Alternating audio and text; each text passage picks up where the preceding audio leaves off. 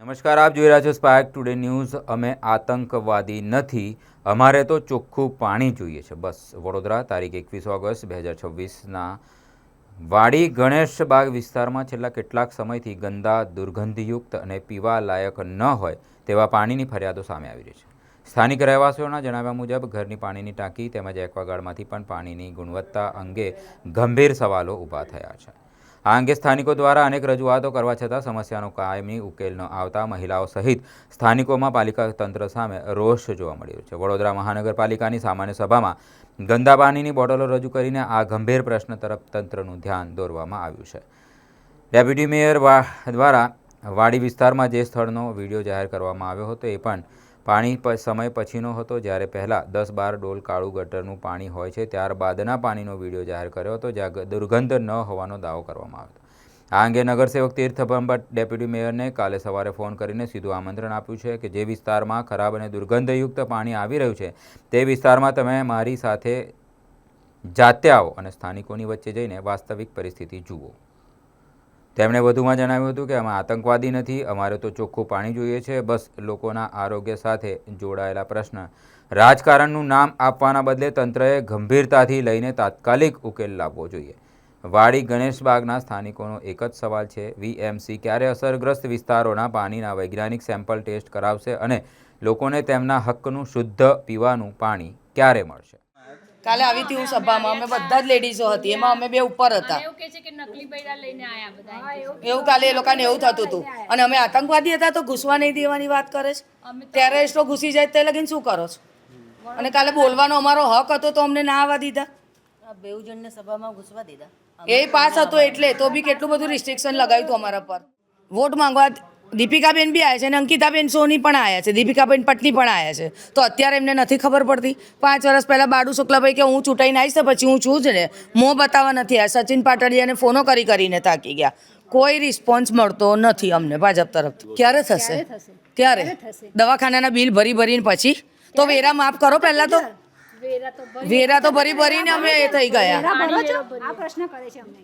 વેરા ભરો છે એવું પૂછે છે તો બતાવીએ, સ્લીપો બતાવીએ। માંગ અમારી એક જ છે, અમને પાણી ચોખ્ખું જોઈએ, ડ્રેનેજ લાઈનો સાફ જોઈએ, મચ્છરનો ઉપદ્રવ ના જોઈએ।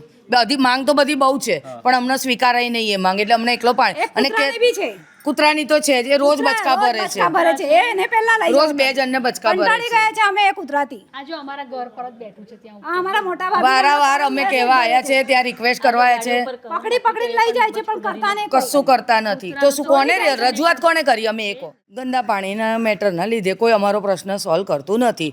તીર્થભાઈ અમારું સાંભળે છે, અમારું કામ તીર્થભાઈ ને દીપાબેન કરે છે, એટલા માટે। કયો વિસ્તાર છે આપણો વાડી એરિયા, વાડી ગણપતિ મંદિર, ગણેશબાગ, વોર્ડ નંબર 14। એટલે વીએમસી નું પાણી ગંદુ આવે? વીએમસી નું પાણી બહુ જ ગંદુ આવે છે। કેટલા સમયથી આવે છે? બહુ 2-3 વર્ષથી આવું નવું જ આવે છે, કોઈ નિકાલ લાવતું નથી। અમે ભાજપવાળાને બધાને કહીને થાકી ગયા, ત્યારે અમારા ભાઈને અમારા જીતીને આવ્યો છોકરો છે અમારો, એટલે અમારે એમને ને દીપાબેનને કહેવું પડ્યું। તો સામાન્ય સભામાં હું પણ હતો, એ ડેપ્યુટી મેયરનું તો એવું કેવું છે કે તમે આ ખાલી મુદ્દો ઉઠાવી રહ્યા છો, આ ખોટા એવું છે તો મેયરને લઈને આવો ને, પાણી પીવડાવું પ્રેમથી એમને આ પાણી। અને તમે જોયું ને, હવે તમે પણ જોયું ને, એવું તો નથી ને મેં ટાંકીમાં કંઈ નાખી દીધું છે, એવું તો છે નહીં, તમે પણ જોયું।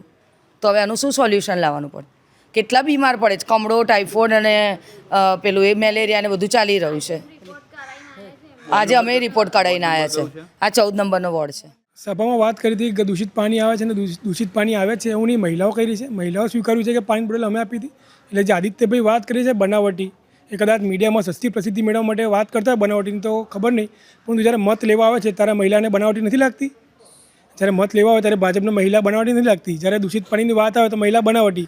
એટલે ક્યાંક ને ક્યાંક આદિત્યભાઈને પણ સસ્તી પ્રસિદ્ધિ લેવી છે મીડિયામાં આપીને, અને મીડિયામાં સાચા જે પ્રશ્ન જનતાના પ્રશ્ન ઉઠાવવા દેવામાં આવતો નથી। તમે ગઈકાલે સભામાં જોયું, એટલે આદિત્યભાઈ ક્યાંક ને ક્યાંક ખોટા સાબિત થયા છે, કારણ કે મહિલાઓ કહી રહી છે કે સવારે જે 5 થી 7 ડોલ દૂષિત પાણી, ગંદુ કાળું પાણી આવે છે, ત્યારબાદ અધિકારી આવ્યા હતા અને પછી વિડીયો બનાવ્યો છે। એટલે પ્રોબ્લેમ ક્યાં છે? આ ડ્રેનેજ મિશ્રિત પાણી આવી રહ્યું છે, શું છે આમાં? 100% ડ્રેનેજ મિશ્રિત પાણી આવે છે તો જ આ લોકો ડ્રેનેજ સાફ કરે છે ને। ગઈકાલે રાતથી તમે જોયું કે વોર્ડ નંબર 14માં ડ્રેનેજની ગાડી ડિસિલ્ટિંગ મશીન વગર શક્કર મશીન વગર ફરી રહ્યા છે, ગટરો સાફ કરી રહ્યા છે।